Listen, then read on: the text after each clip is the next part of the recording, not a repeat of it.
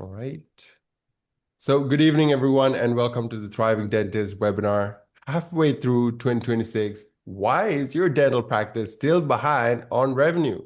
I'm your host for the session, Dan Disha. It's great to have you here. Tonight is a practical mid-year reset. We are going to look at what is actually happening between production and collected revenue, why a full schedule can still underperform, and where team systems quietly break down. And of course, how to choose the one 90-day move that can strengthen Q3 and Q4. Now, a couple of quick housekeeping notes before we begin.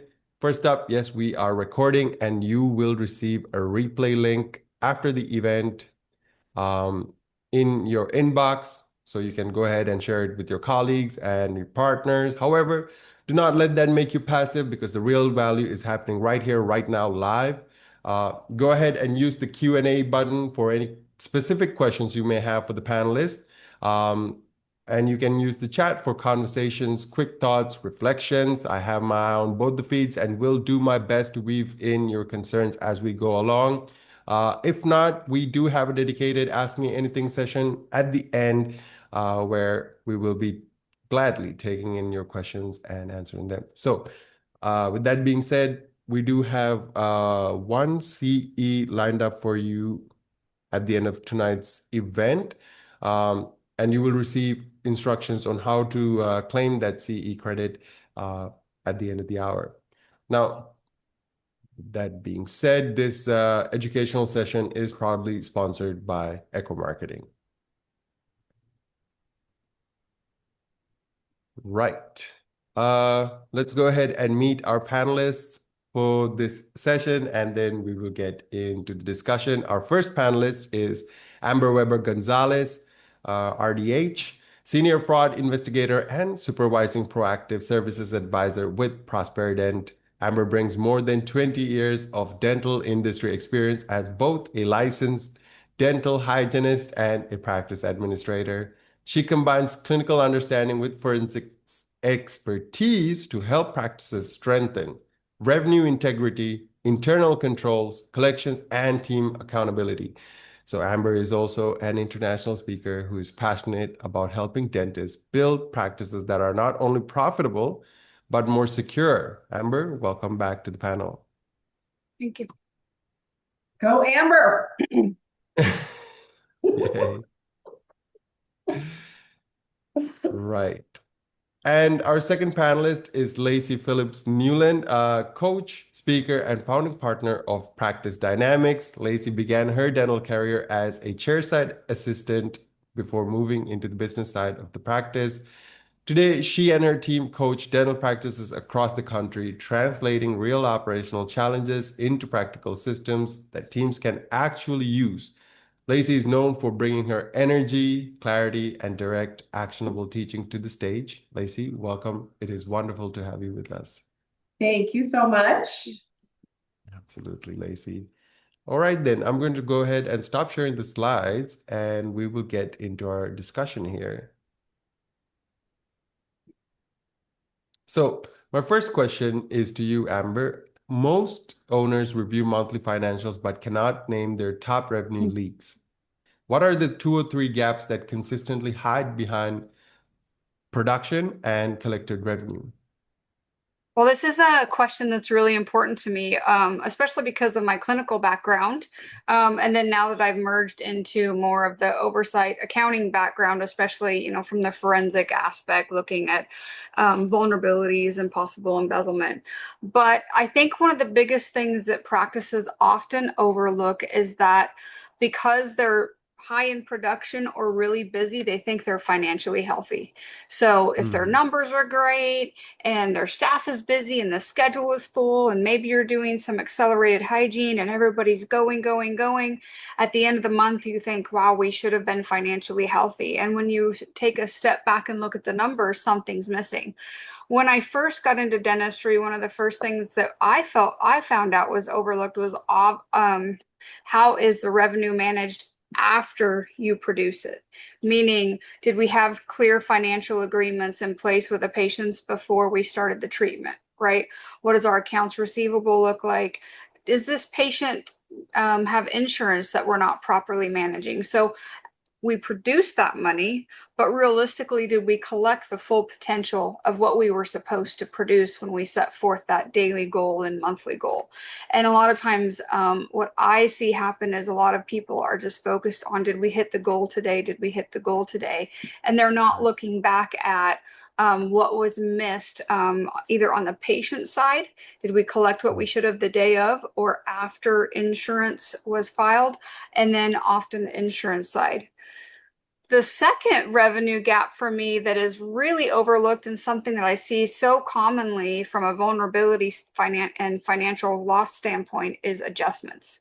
So insurance has become such a strong part of dentistry, and it's really common to just say, "Oh yeah, we wrote that off. We get hit by insurance. Look at all those adjustments." But I think that's often one of the biggest revenue gaps that I see right now in dentistry is, are those adjustments normal for what you truly should be adjusting off?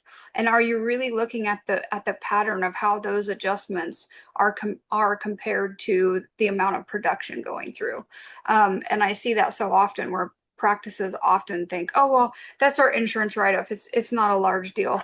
I've done some work with some clients lately who have close to 40% insurance adjustments just because they haven't looked at truly what is going on. And then also I've seen some practices where that's just common practice.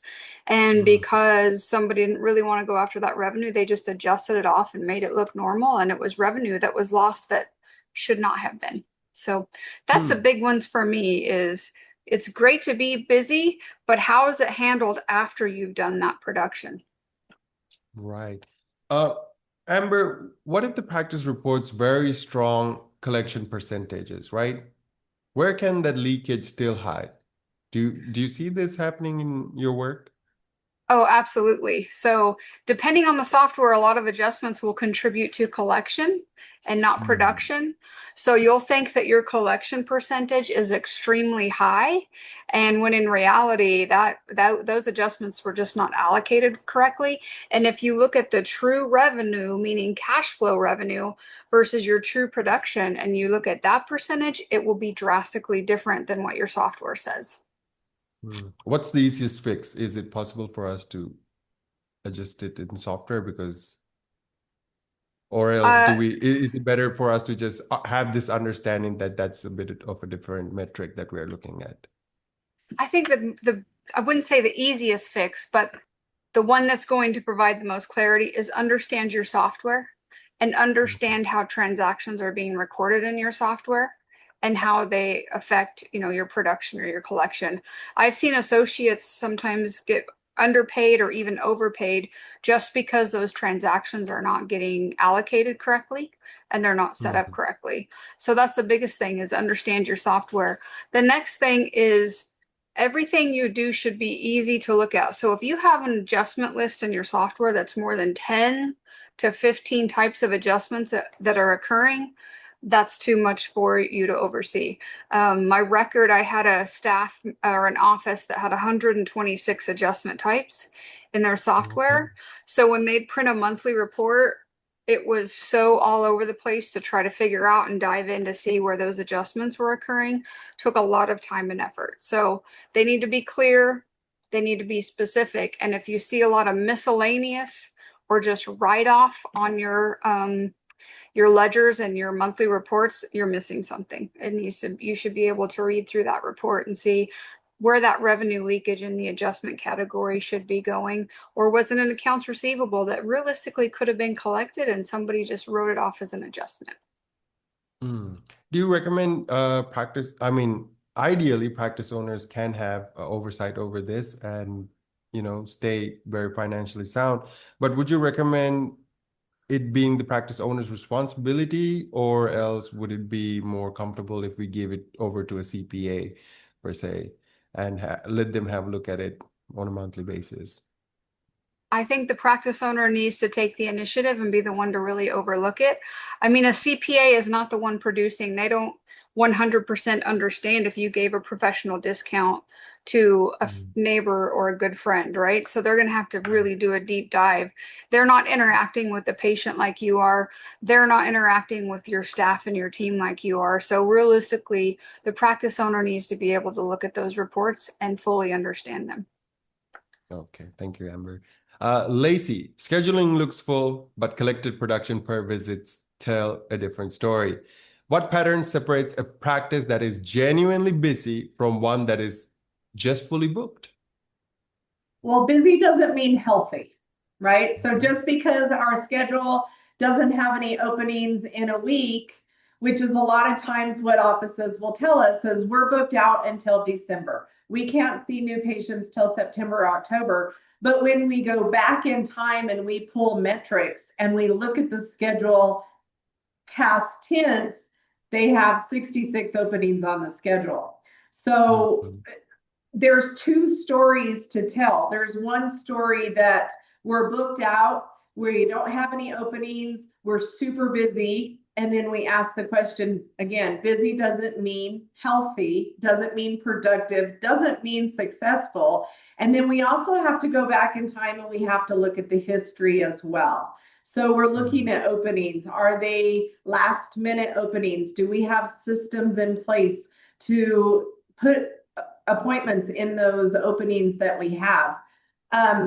So I would say again, I love God. The first conversation with Amber was amazing. I was like crossing my fingers, thinking there were so many good points in there. Are we scheduling?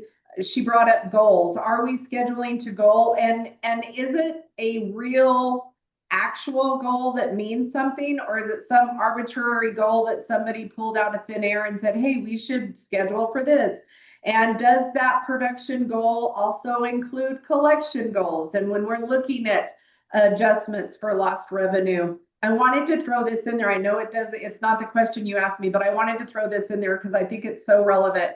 We recently had a client when we started putting in the EOBs and the EFTs, their fee schedules, we learned pretty quickly their fee schedules were not entered correctly, because when we would enter the payment, it would actually create a credit on the patient's account.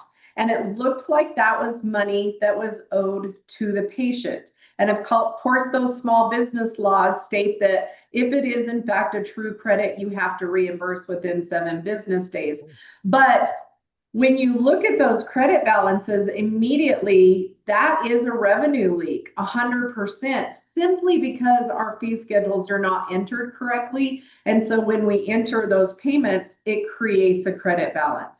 So when we're looking at a full schedule, just because there's appointments in the book doesn't necessarily mean there's a good amount of production there. We have to look at your annual wildly important goal, pull it down closer into your quarterly goal, your monthly goal, and then even closer into a weekly goal and a daily goal. And I'll ask our offices, are you scheduling for a daily goal, a weekly goal, and a larger goal? And then we bring in block scheduling.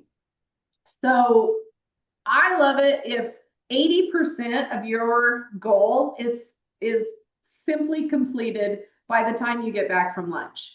And then you have the afternoon to actually cruise through. So I can see that we have openings on the schedule, and I'm not going to necessarily have anxiety about that because I'm looking at the actual production and the collection that's scheduled. And I know it's okay if we have openings in our schedule because we are scheduling for production and collection. And it really has to be both of those things. You can't just schedule for production. That's actually an arbitrary number. What we need is what we can collect. And so when I'm looking at a full schedule, I'm looking at so much more than just appointment blocks and making sure there are no openings. I worked the business office for a long time. I scheduled, and there is an anxiety that comes with being a scheduling coordinator that is crazy, because if something drops, you immediately are stressed out, freaked out, want to put an appointment in that opening just simply so you don't have an opening. but are we really being mindful when we're doing that? Hmm. There's something very interesting you mentioned here. 80% of goals done by lunch. Okay, so you're leaving a lot of flexibility up after, your lunch break. Can you tell us a little bit about that? What made you, suggest such an interesting proposition? Absolutely. So when we're scheduling, again, we should be it's a scientific mathematical equation actually when we start really scheduling mindfully.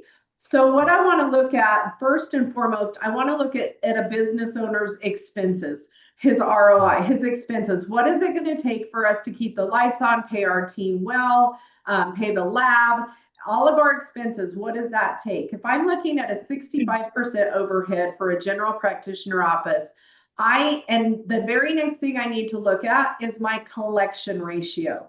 Your collection ratio is net production. How much can I actually collect and put in the bank? Okay. So I need to know what are my expenses. Then I need to know what my collection ratio is. A great collection ratio is 98%. But let's just say an office is collecting 88%. I need Hmm. to schedule production above and beyond so that I can collect 88%. Does that make sense Hmm. so far? Yeah. Okay. Yep. So far, Now, what so I'm good. doing when I'm looking at my schedule, when I'm looking at the day, when I've asked most dentists, when would you rather do the most extensive, the most complicated procedures? 98% of them say in the morning.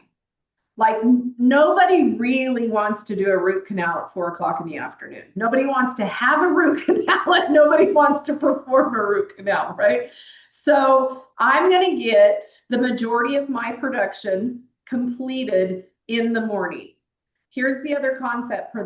It's there's a rock, sand, water, or there's high production, medium production, and low production.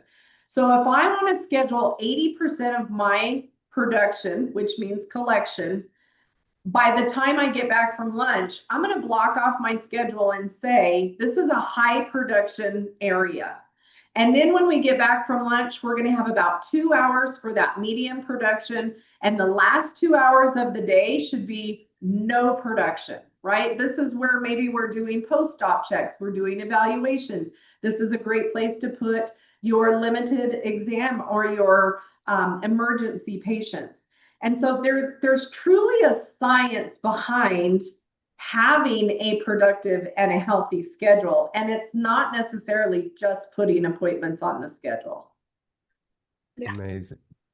Amazing. Thank you very much for that, I Lacey. love me some Did block you have scheduling. something I to get add there? super excited because then we have to talk about verbal skills too. When the patient calls and says, I need to be seen at 9, and then we have to work on verbal skills after that, right? So I do love me some block scheduling. Absolutely. That at least that'll give you a foundation to really rely on, right? To fall back on at any Absolutely. given time. Amber, did you have anything to add there? I wasn't sure.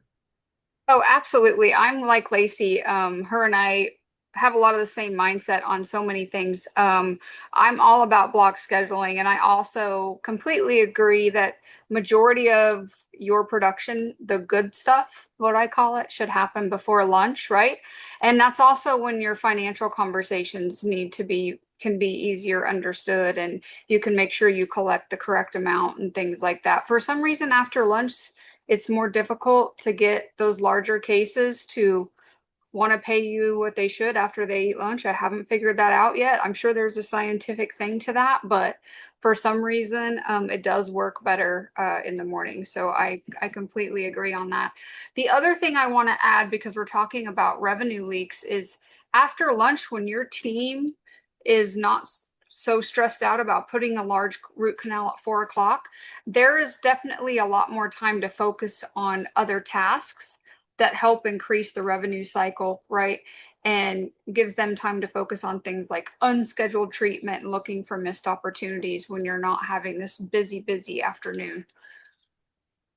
following up with aging reports. It's a great time to go lock yourself in another office or a closet and make some calls, follow up with insurance, follow up with patients, because Amber's 100% right. The mentality of knowing you're productive and your day is healthy and successful gives us a peace of mind to go do some other tasks, and we're not completely fixated on the schedule, on production, or on collection. Love Yeah. that. Love that. I think this is great, because this is the first time that I'm hearing it, how to really tie it down, before lunch, get it done, call yourself a win, and then that way you can really focus on the business rather than in the business itself. That way too, you can have Amber, a lot of carbs at lunch. And yeah. I know, right? that's what it is. It's the carbs. It's the It's carbs holding us down. those French fries will get you, I'm telling you. It's always the carbs. Well, Mhm. too bad, potato chips. Uh, so Amber, how do you decide between spending now to attract new patients versus recovering revenue, perhaps after that lunch hour, already sitting in unscheduled treatments from existing patients? Well, this is a really fun question for me because I see a lot of practices before I really branched into embezzlement, and even now, that tell me my goal is to have, 55 new patients a month, and they're just set on that. And they're spending so much time trying to get new people through the door, new people through the door. And while that is an important opportunity, I always ask the question, what revenue are you missing that's already come through the door and is within your practice management software? Now, one of the largest areas, like Lacey mentioned earlier, is looking at unscheduled treatment plans, right? How many new patients came through the door last month, last quarter, or even last year that you recommended treatment to that you haven't seen, and they haven't returned for that? And what are those verbal skills, and how is your team following up with that? Maybe your patient was just scared and didn't want to proceed. Maybe there was a revenue concern that they thought, wow, this is just too expensive, right? So having those afternoons after you eat the lunch, having that free so your team can work on that. Not saying you shouldn't market to new patients, but look at those missed opportunities. Another really important one is not just unscheduled treatment, but how active are your active patients? And I love to ask offices that. They'll run a patient analysis report and say, I have 3,000 active patients in my system, but we have openings 3, 4 times a week. Well, how active are those patients? They're not really actively participating in the practice. So I recommend cleaning that up also, going back through and determining who's overdue for recall appointments, who's longer than 18 months old that we need to reach out to, and cleaning up your list. And then also tracking not just new patients, but how many people have left the practice, and are we properly tracking that monthly? And why are they leaving the practice? And monitoring that each month, saying, okay, well, we had 55 new patients come in last month. How many patients transferred out? Was it because they moved away? Did they find a new provider down the road? And looking at those opportunities. And while marketing is important, I really think what has to be focused on first is, let's see what's active, and are they truly active? Really appreciate that. Now, when it comes to, how many patients have left the practice, the churn number, what would you what would you say is a good ratio of churn that you're seeing, in your work? A good ratio to see. Is it 20/30 compared to new patients? You mean 20, 30 new patients leaving a month? 20, I mean, 30%. Yeah. What is the oh, percentage that is good okay, a of percentage. All right. patients that are leaving? Yeah. Churn. I Yeah. want I want practices to have less than a 3 to 5% attrition rate. I Ooh. mean, if there's more than 5% of your patients leaving the practice, something else is occurring that shouldn't be occurring. Here's one thing that I see a lot of practices not monitoring, though. they get a large inflow of new patients, and that's what they're focusing their success on, but they're not properly tracking how many patients are becoming inactive. So they'll they don't even know that patients have become inactive, right? Or if a patient contacts the office to become inactive, they don't properly monitor that, not just say, oh, place this patient inactive. Lacey and I used to work with a colleague that recommended you have a special code on your system that would track why that patient left so that you could go back through and determine why they became inactive. So to me, a less than 3 to 5% attrition rate, 3% is like to me max. But most practices can't really tell you what that patient loss is because they're not properly tracking it. Right. Wow, that's a pretty low number, as I thought. It could be 20% or something, but then, of course, coming in at 3 to 5% is a signal. So if you're a bit above that, please have a bit of a real look at your practice. And I think it's super important right now, especially that we define active. What is active? Yeah. And this is let's one do of that. my favorite questions to ask from the stage is what do you guys define as an active patient? And I have had people say 3 years, Mhm. 18 months. An active patient is a compliant patient. An active patient is a patient who is in your hygiene program, who Yep. accepts treatment, who actually comes to their appointments and they pay their bill. So when you clearly define what does active mean, I would rather personally, I'd rather have a database of 2,000 patients, but every single one of them is in the hygiene program. Every single one of them is coming back, or even a 1,500 patient database, but they're actually active patients. I've had clients say, "Oh, we've got 9,000 patients in the software." I guarantee you, you're not seeing 9,000 patients, right? Nope. So that was a great example that Amber gave, but we need to clearly define in every office what is an active patient and then track whether or not they're actually coming into the practice. Mhm. Yeah, and if they're not, I always recommend a reactivation project. Okay, here's patients that we haven't seen in the last 18 months. Let's do our marketing there. We have these patients' contact information. We have a team of staff that have seen these patients. How can we internally market to these patients to make them active, right? Well, you still want new patients to come through the door, but I'm all about seeing what's in your system and creating opportunity with that.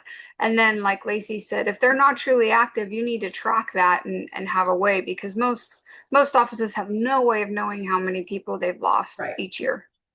And we have a system called past, present, and future. So we run a report for all of the patients in the past 6 months that were due for an appointment and don't have it. And we're going to do a special campaign for them. Present is within 45 days. All the patients that are due within 45 days, we're going to do an active campaign for them. And then future is any patients that are due in the next 6 months and don't have an appointment, we're going to do a campaign for them. So building off of what Amber said, we're marketing and we're campaigning, but it's very specific and targeted based on when they were due in the practice. Yeah. Okay, okay. Now I have a question for both of y'all. What are some of the okay reasons for patients to leave or become inactive? Like perhaps they can be moving from a different city to another city. What are the ones that are okay, and what are the ones that you should really, take as a red flag and take proactive measures afterwards? What are some of the reasons that you're seeing across the board? Amber, perhaps you can start us off. Well, for me, unless a patient is moving far away Mm, for a job, right, or college or something like that, I don't want them to become inactive. I feel like if they're staying right there within the community, I want them to stay active. So I shouldn't say this, but unless they're deceased or moving far away, I don't want them to to leave the practice. Now, sometimes they may need to leave because they went to go see a specialist for a little bit for some other treatment. But if I'm a general practice, I want them to stay within my practice. So I wouldn't say I have like, oh, that's okay that you left the practice. I don't think there's Right. really a concrete answer for that. I'll let Lacey contribute that to that. I totally agree on two of those. I'm going to add one more. So for me, moving out of state and of course death. Those are the two biggest ones. The one I'm going to add here may not be a popular opinion. That's okay. Not every patient is a good fit for every single dentist. And again, I want active compliant patients. I want patients that 100% believe in the quality of care and the dentistry that I'm providing. I want patients who understand my vision and my mission and that I am here 100% to provide the very best quality of care that I can. And if you're going to squabble with me over every single bill, if you're going to constantly ask me, what is my insurance going to pay you for that? This may not be a good fit for our practice. And there may be other. So I'm going to go with three. I'm going to go moving out of state, zip code, Yeah. or it just may not be a good fit for our practice. And that's okay. Yeah, That may that's truly true. be okay. Yeah, for the sanity of the whole practice. That Absolutely. Now, Lacey, many practices invest in marketing before fixing what happens after the phone rings. What systems inside the practice have to be working before any additional marketing dollars will produce profitable growth? I love, love, love this question. I'm a firm believer that patients stalk us, if you will. Patients reach out to us probably 7 to 15 times before they pick up the phone. Patients are they're searching for us. They're looking at Google reviews. They're looking for Google responses, right? They're looking at our website. They're looking at social media. So they have already formed an expectation of who we are and what kind of quality of care we're going to provide. It is our responsibility to exceed those expectations once the phone rings. So we can lose a patient before they ever call. We can lose a patient as soon as they call. And they're still building that expectation. That has nothing to do with marketing dollars. That has everything to do with passion, with vision, with mission, with a team that believes that they're part owners. I love ownership mentality. I want a team that wears the colors of our practice, that talks the talk and walks the walk, and 100% believes that this is the very best place that you can come to receive the best quality of care. And so your team is your marketing. That is the beginning of your marketing. That is the beginning of your branding. And everything else should go around that. I'm a firm believer in that, and I get super passionate about it when we start talking about what patients' expectations and exceed, not only meeting those, but exceeding those expectations all the way through to the end of the appointment. If they don't schedule, if you finally got them, they called, they made the appointment, they actually came to the appointment, and then they don't schedule after that, you missed something. You dropped the ball, something happened. Because even if a patient says, I need to talk to my spouse, they knew they were coming. They knew they were probably having issues. I don't know what my calendar looks like. You've dropped the ball. There's a gap. We didn't hit their expectation, and now we need to find out why. And what I find so often is we don't want to have that conversation. We don't, like, it's a super uncomfortable conversation, and we don't want to have it.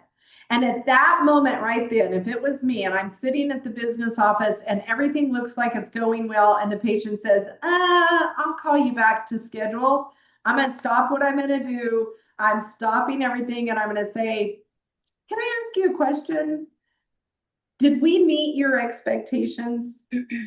Did we drop the ball someplace? And was there any point in time that you were in our practice for the last 60 to 90 minutes where you didn't feel like you were the most important person here, because that's what we strive to provide. And I feel like we might have missed it. Wow. Speechless. What kind of response do you usually get? Like, Well, it's uncomfortable, right? But it's all in the tone and it's the way you say it. Now, if I say, why aren't you going to schedule? They're probably not going to schedule. But if I genuinely say, man, I feel like we might have dropped the ball. What could we have done better for you to make you feel like this is the place you need to be, to make you feel like we're going to take care of you? And if mm, they genuinely are like, no, I promise, I just don't know my schedule, that's a different conversation. But who doesn't have their schedule with them? I mean, we dropped the ball. We need to have the ability to have uncomfortable conversations. Now, some people would say, I don't like conflict. I actually think that's one of the funniest statements I ever hear, because I would ask, how many people like conflict? Like, very few Mhm. people actually like conflict. And uncomfortable doesn't mean conflict. Uncomfortable right. just means it's a difficult conversation, but depending on your tone and your body language, um, depending on your eye contact, depending on the feeling you put behind it, it doesn't even have to be uncomfortable. Mm. Yeah. Especially when you have a wonderful, I mean, I wouldn't say script, but a framework like, did we drop the ball? Did we not meet your expectations? That's Sure. completely different language as compared to the fantastic example you showed with, Thank you. why did you not schedule with us? Right. So yeah, I would like wonderful. to add to that, if I might, because Of course, Amber, you know, please go your ahead. question focused on marketing, and my experience, I love that example that Lacey gave, and her and I've had this conversation a lot in the past about, Mm, accountability. And I think patients and even team members or just people in general really appreciate true clarity and honesty. And so when yeah, you are able to come forward and tell a patient, what did we miss, or did you have a bad experience, or I dropped the ball, that is the best internal marketing that you and your team can have, right? yeah, So, right now we focus on all this marketing for social media and all these things to get people coming through the door. But I still think internal marketing and taking that time, teaching you and your team to take that time to have ownership and say, wow, I really didn't make that patient's visit that good because I was having a really bad day. And I have the honesty and integrity to reach out to that patient and let them know, hey, I'm going to let you know I didn't do the best I could for you. And from usually in my experience, when I've done that, or I've interacted with other clients who their team members do that, those patients are 100% loyal and sold for the most part. And they'll refer 5 friends just because of that simple conversation. And it okay. actually works with responses as well. I literally had a doctor call me 3 weeks ago. She was so bummed out. She received her first 1-star review and she was so upset and she wasn't going to respond to it. And she said a few things like the patient was difficult and I actually want her to come back. And I let her irresponsibly vent. I let her say what she needed to say because it hurt her feelings, right? It came down to feelings. And then I said, I think you should respond. Mhm. And she said, I what? And I said, I think you should respond. Whether or not you want her back in the practice, you should respond. I said, right now your feelings are hurt. But whose feelings should we be considering right now? It's the patient's, right? And so a response is simply, I am so sorry. That is the experience you had in our practice. It is absolutely not what we strive to provide on a daily basis. Would it be okay if myself or one of my team members reached out to you personally to discuss this experience? Now, whether or not the patient says, don't ever contact me again, or yes, please, I'd love to talk to you, that's up to the patient now. But sometimes we need to acknowledge we did drop the ball. We did not exceed the expectations. And while that hurts our pride sometimes, why are we here? What are we doing? And if we're going to say that the most important person is the person in front of us or the patient, we need to walk that walk. Wow. Absolutely. That's amazing. I would love to get a little bit of a tip, perhaps, for our, pride herd dentists or just team members. What would Sure. you recommend them so that they can just shift their mentality, get back on the horse, and do what needs to be done? I call it a mirror moment. Do we have the ability to look in the mirror and say, what can I learn from this? Believe me, peopling is hard sometimes. It's really hard. And I have to have daily conversations with self about how I handle certain situations, 100%. But if I really truly want to be an amazing leader, if I want to be a great communicator, and if I want 1,500 to 2,000 patients to stay active and come back every single time, I need to have mirror moments. What could I have done better? How can I learn from this? And how can I grow from this truly? And I've had enough people come to me and say, why did you say it that way? Or why did you do it that way? And of course, the immediate response is because that's how I do it. But am I learning? Am I becoming better with that? Sometimes we need to hear those things and we take a deep breath, and maybe you need 24 hours to think about it before you're able to respond. But Mhm. it's a mirror moment. What could I have done better? How do I learn from it? And how do I become better? Got it. Absolutely.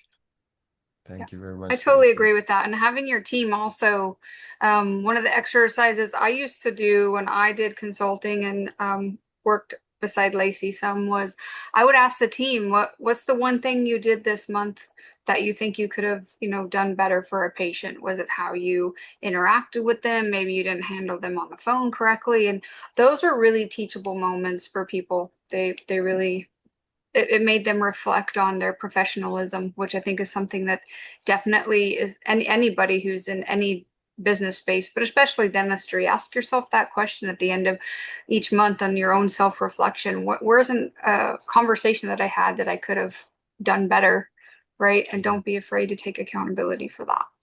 Sure. Each month. I appreciate you letting us know the frequency as well. Amber, when denied insurance claims sit unworked for past 30 days, which team member usually does not realize it is happening, and what does that cost the practice by month end? Okay, so this is an interesting question because the team member that usually has no idea that insurance denials are not being accurately worked is the practice owner. And most of the time, denied claims don't really become a crisis overnight. It's a long-term system that isn't properly monitored until there's a cash flow problem. And the first person that's going to notice that obviously is the practice owner. So when we first started, we talked about how a lot of practices will be really busy and they're producing and they think that everything, the money should be coming through. And this is often an area where I see a lot of revenue that is missed because people just aren't properly monitoring them. And so then the practice owner is wondering, why did I produce this amount, but we're only collecting this amount? Right? And they'll get the same answer that, oh, insurance is just taking a long time to get back to us. But realistically, where's the documented proof that these claims have been worked on? So I recommend that practice owners really have a documented conversation on a weekly basis at a minimum. What new claims are past 30 days, why, what's going on. I also think that your patients are your largest advocate when it comes to denied claims. And I will, the reason I think that is because a lot of practices won't bill the patient or even let the patient know that insurance is not actively participating in their cost of treatment till, sometimes 3 to 6 months later. And of course, we're talking about those patients who are not happy and might leave you that good Google review. A lot of people would be pretty upset if they didn't find out until, 4 or 5, 6 months after their visit that insurance decided not to pay their portion. And so when I'm interacting with offices and they think that maybe there's like insurance fraud or something like that, a lot of times it's just that the claims aren't being actively worked on and the patients aren't being properly educated. Because if I'm a patient and you send me a statement 30 days after I just had a crown or a root canal done stating that insurance still hasn't paid, and if they don't pay, here's your balance moving forward, most of the time those patients are going to call the insurance for you and they'll be your best advocate, right, to work on that claim. So I think that's one of the biggest misconceptions in dentistry is that people think they submit the claim and then that's done. It's over with, right? We're just going to wait and see what happens with insurance. We'll just let the patient know if something happens months and months down the road. But it's a two-way street. You need to have the office be working on it. You need to let the patient know what's going on with their balance and their insurance company, not just because they'll help get the money for you, but also they might tell their HR department, wow, we went to this dentist and XYZ insurance company is taking forever to pay our claims. We think you should choose a new insurance company for us next year. So I think denied claims are honestly a missed opportunity that shouldn't go unnoticed and need to be looked at weekly. That's a very interesting perspective. Now, when you are letting the patients know and become your biggest advocates for denied claims, are you calling them, sending them text? How are you educating them on, the problem at hand and what the solutions are? Well, I truly believe in regular billing of patients. And when a patient first comes into your office, they need to understand the financial agreement and also understand that, hey, we'll file your insurance, but we're still going to let you know with a balance. And after so many days, if insurance hasn't participated or paid, we do expect you to pay that because I don't want the patients to be surprised. I think with technology, you have so many different ways of communicating with patients now that it should be really easy to contact a patient rather than just mailing out a statement. I recommend phone calls, text, email, any type of communication that you have with the patients is really important. Just like Lacey said earlier, if you take accountability and tell a patient, I'm sorry your experience wasn't great, same thing. If you reach out to a patient personally and say, I'm doing the best I can and your insurance just is not covering the service you had last month, I just want to let you know here's your balance. They'll appreciate that so much more than just some mailed statement in the mail to them, and be surprised. So I think on those larger claims and the ones that you're really struggling with, don't be afraid to pick up the phone and call the patient, and really talk to them about what's going on. And practice owners, like I said, look at it weekly and have that documentation and accountability on realistically what's happening with these claims. Okay, appreciate that. Let the patients know upfront and just be a reminder when time comes for them to take up the phone and call their insurance. Uh, Lacey, when a cancellation call comes in with no same-day fill system activated, what separates the practice that recover that chair time from the ones that simply lose the production? Well, I know you said no same day system, but truly that's what separates the offices is a system. It truly is. I mean, you have an ASAP list, you have an unscheduled list, you have diagnosed treatment that hasn't been scheduled. There's so many. We need systems. It really, truly is what it breaks down to is we need systems. So what's your first line of defense? What's your second line of defense? Who is being held accountable? Like who's in charge of that? Oftentimes it's nobody in the office has even said, I'll take that project on, or that's part of your job responsibilities. So I know you preface the question with if there's no same day system, but truly that is what separates the two offices is having a system. And it needs to be a documented system. I love Well, I don't actually. I hate sticky notes, and especially when I walk into an office and the monitor is framed in sticky notes. To be honest with you, that those are systems. Those we should be documenting that. It should be someplace other than a sticky note, someplace other than a composition notebook. It needs to be that system. We need to have it well documented. Who's responsible for it? Who's following up with it, so that it can easily be filled. But remember, I'm going to go back to our very first conversation. I don't want just any random appointment in an opening in the schedule. We need to be mindful with how we're scheduling. And part of that comes down to leadership as well, because again, I talked about the anxiety that comes along with having an opening in the schedule. There were days I was like, am I going to have to go stand on a corner and flip a sign to try to get patients in here?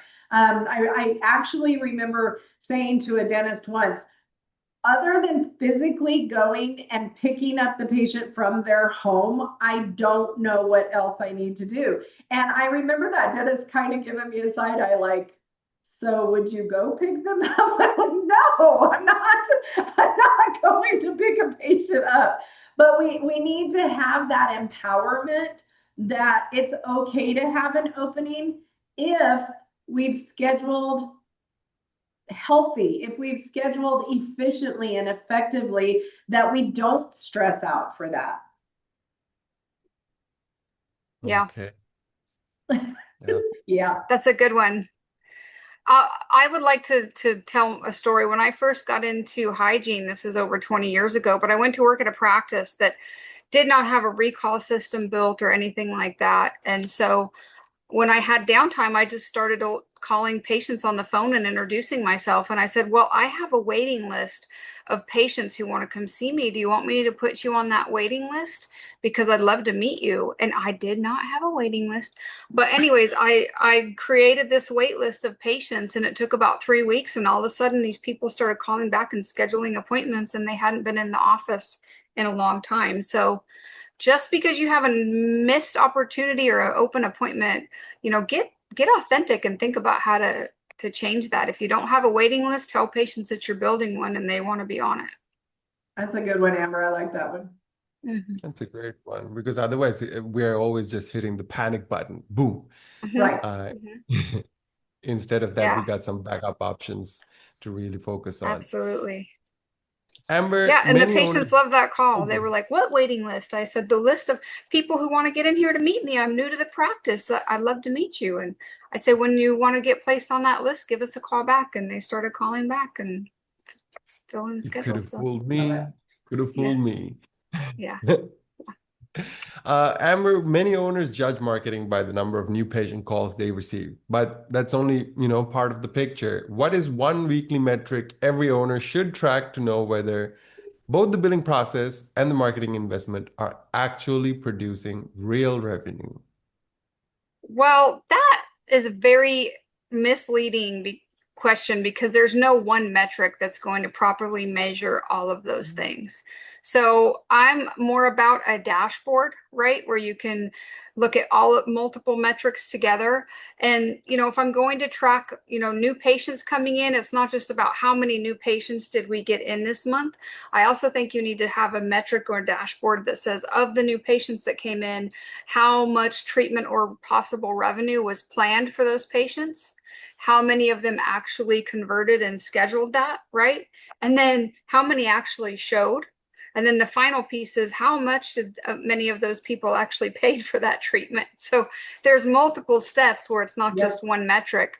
You have to create a custom dashboard that you're looking at regularly, because you could have a lot of new patients coming in and say, we're doing all this marketing, we're getting record number of new patients, but are they actually converting into the active patients that we were talking about earlier? And are they actually paying for the services that we are rendering? Right? Is that the missing piece? So there's not one true metric. It's a whole dashboard of that patient transaction and how it's managed from the beginning to the end. And I recommend looking at it weekly, rather than monthly, because a lot of times it's really, really hard when you sit down at the end of the month and you're trying to go through all of those numbers. So I recommend you have this delegated to multiple team members who also have to keep track of this, because they'll have what I call skin in the game, right? So it won't just be on one person to say, here's how our new patient flow and our conversion rate and our collections are going. It would include the whole team. Here's how many new patients came in last week. Here's how many we recommended treatment to.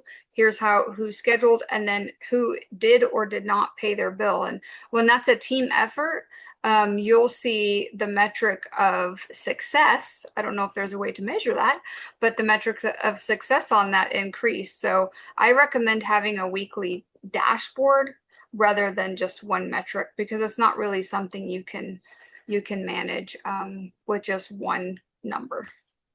That makes sense. So when you're delegating to multiple team members, first one who comes into mind is the practice manager. That's fine. But would you go beyond the manager? Absolutely. I would definitely go beyond the manager. Your clinical team also, they're interacting with this patient. They're also helping plan the treatment that's needed on this patient. So I would have at least 3 to 5 people involved with tracking this each week. And don't be afraid to ask your clinical team member also, okay, Jane, why do you think the patient from yesterday did not schedule the treatment that we proposed to her after you handed her off to the front? Most of the time the clinical team will have a better insight because they've spent a lot of time with that patient. And don't be afraid to delegate to them to follow up too. Well, it seemed like that patient really liked you. Do you mind doing the follow up with them also? So and having that on a dashboard tracker where it will say who did the follow up, it's noted, right? Because when you're putting everything on just the practice manager, there's too many hats, right? And it's hard for her or him to manage everything within the practice. I'm all about shared responsibility. Hmm, love that. Now, Lacey, a practice may be generating plenty of new patient inquiries through marketing, but still miss its revenue goals. What are some of the behaviors or perhaps like systems inside the practice tell you those marketing leads are consistently turning into scheduled treatment, completed care, and long-term patient value? Well, I think it's everything that we've discussed up to this point for the last 60 minutes. Truly, I think it goes back to the patient's expectations. Are we meeting them? Are we exceeding them? Where are we dropping the ball? Because if they get the call, they make the appointment, they actually come into the office, but then they don't schedule after that, we did something, right? So I think it's tracking your KPIs. It's tracking all of the important predictors that are in the office. It's looking at the past. It is making sure that we're holding the team accountable, that we have ownership mentality, that we're empowering our team to have good conversations, difficult conversations, uncomfortable conversations with not only the patients, but with each other. It's a great bonus system. I like what Amber said is, I don't know how you measure the success. One way to measure the success is a consistent rev share program bonus system where the office is successful, the team is successful. Maybe we're taking a trip together. It's so many factors, but this has been a great conversation because I feel like every single thing that we've talked about leads up to this question. And how do you really truly gauge a successful practice? Yeah. How would you, both of y'all, how would you gauge a truly successful practice? Lacey, perhaps you can continue on, and then Amber. My first thing is business, but that's boring. My first thing is actually a team, a cohesive, long-term team that feels like they're truly a part of something great. And then the business, 100%, the business has to have growth every year. They need to experience growth in many different things. We're having a low churn rate, a high retention rate where 98% of our patients that are seen per day schedule their next appointment. And so For me, it's systems and teams. And the first thing is teams, and then it's business and systems, truly. Okay. Amber, I how would you? completely, I completely agree with Lacey. I mean, it's all about teamwork, right? Teamwork makes the dream work, like everybody says. And so, while it's important that we're all feel like we're accomplishing something well, sometimes it's not always just about, oh, I got the bonus or we met the bonus this month. A lot of times it's feeling that you're serving a greater purpose and you're doing it together. Um, I think that's the main thing, right? And of course we all it needs to be profitable for everybody. So making sure that everybody understands the numbers and how the business works. I think that's something that's often missed in a lot of practices. It's like numbers are a secret thing that nobody can know other than, this one person. And so I think that builds on a successful team too, is everybody understanding the numbers and what is making the business functional. So they're part of that success. Appreciate that. Right, let's get into some of our registrants' questions here, as well as this Ask Me Anything session. We'll take a couple of minutes here to answer some of our audience's questions if they have any. I do have a couple from the registrant sheet. Okay, Can I do a one. shout out before you do that? I got to give a shout out to Becky, Oh, the Bobby Richardson, and of course, Yeah. my girl Noelle for joining us tonight. Super excited to see you guys here. Thank you for joining us. love it, love it. Thank you. Absolutely. Right. One of our dentists has asked us how to deal with summer slow and also um, challenging words. These are not mine, okay? Okay, Also, mm, lazy front desk. sure. Yeah. Woo, you want to go first, Amber? Or you Hmm. want me to go? You can go first. Okay, so if I understood the first part of this question, it was a slow summer. Is that what you said? Yeah, yeah. This is a total, Okay, like, a slow summer slowdown and sure. yeah, So there's ineffective. an anomaly in dentistry, and I guess it's not really an anomaly if most offices experience it, but we jokingly call it suck timber. Across the board, across the United States, a lot of offices experience a really bad September. I don't know what it is. I could probably dig deep into that, but here's what I would say. Let history tell us what our future is going to be. If you traditionally experience suck timber, beef up August and beef up October to take care of September. Also, this could be a great time of year to actually schedule some time out of the office, take a vacation, let the team take a vacation because we already know it's a very slow time. Now, when we're scheduling with mindfulness, when we're scheduling with those block schedules and making sure we're hitting those goals, I Mm, can rest assured that I'm going to get through September because August and October are going to be much better months. And I know I have to make up for that month not being as well. So I think it's planning, I think it's systems, and I think it's team buy in. Second part of that question, when you ask about a difficult or maybe a lackadaisical business team member, my very first question to you would be, I would love to dig deep into that. That's a real part. what exactly what does that mean to you? Does it mean that they Mm, show up late? That they don't answer phone calls that are coming in, that they are brushing off patients while they're in front of us, that tasks aren't being completed. So I would really want to dig into that question. And then I would ask you, do they have a job title and job responsibilities? Do they have a daily, weekly, and a monthly to-do list that's being completed, that somebody is holding them accountable and following up with them?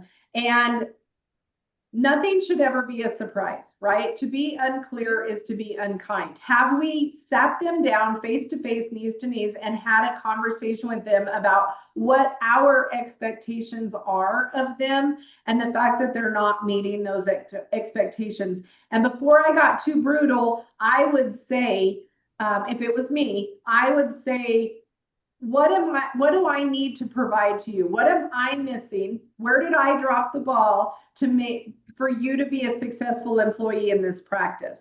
Now, if you feel like you've done all of those things and you've had that conversation, they have a job title, they have a to-do list, you're going nutty because you just can't get them to where they need to be for your practice. We are not tacos and we can't make everybody happy. It's okay to say that not every patient is a good fit and not every employee is a good fit, right? If they don't believe in your passion, your mission, your vision, and they're just not where they need to be, but you've done all the things that you could, it's probably not a good fit for your practice. And I'm going to add one more thing. When we allow one person in our practice to not have Mm. passion and vision and mission, when we allow one person in our practice to do whatever they want and to not be a part of the team, it affects the entire team, it affects your patients, and it affects your success. Mm. Absolutely. I want to add to that. A lot of times that lackadaisical team member, like Lacey said, do they have a good job description? Is there expectations? Is it clearly outlined? Sometimes they might have the expectations clearly outlined, but they're just afraid to have that conversation with you that they're just in the wrong seat. And the role and the responsibilities that you've given that team member just are not a good fit for them. And so really focus on what their true strengths are. And maybe they need to be doing something different in the practice where they would be strong and do better. I've seen that happen so many times where, somebody gets asked to be a financial coordinator or insurance coordinator, and they're just for their personality and who they are, they can do the work, but it's not what Mm. their strength is, right? So, I mean, none of us want to go do something that we don't enjoy day in and day out. And a lot of times that's what it can be too. Maybe things are established, but it's just not what their strength is. I love that, Mm. Amber, because maybe they're on the right bus, but they're in the wrong seat.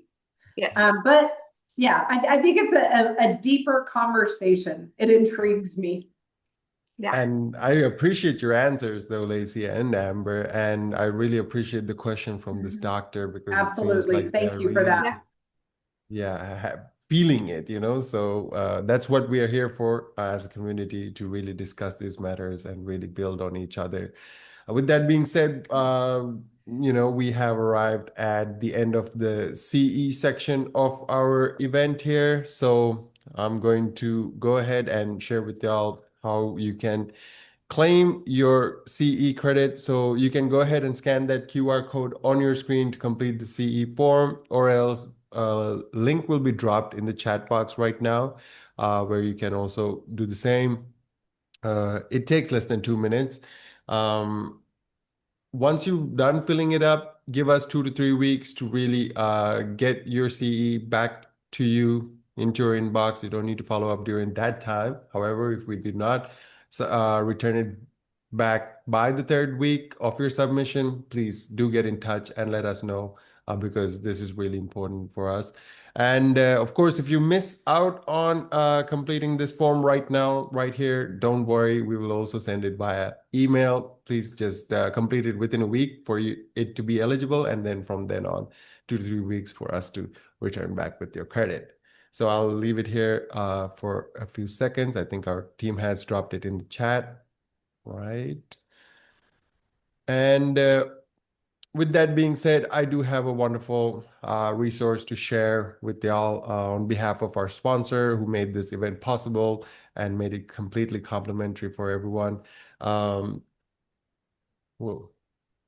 So everything we've talked about with regards to the right internal foundation, one more layer to completely make it land and reach the people who need it is, while we're talking, having this discussion, a patient in your market, search for a dentist.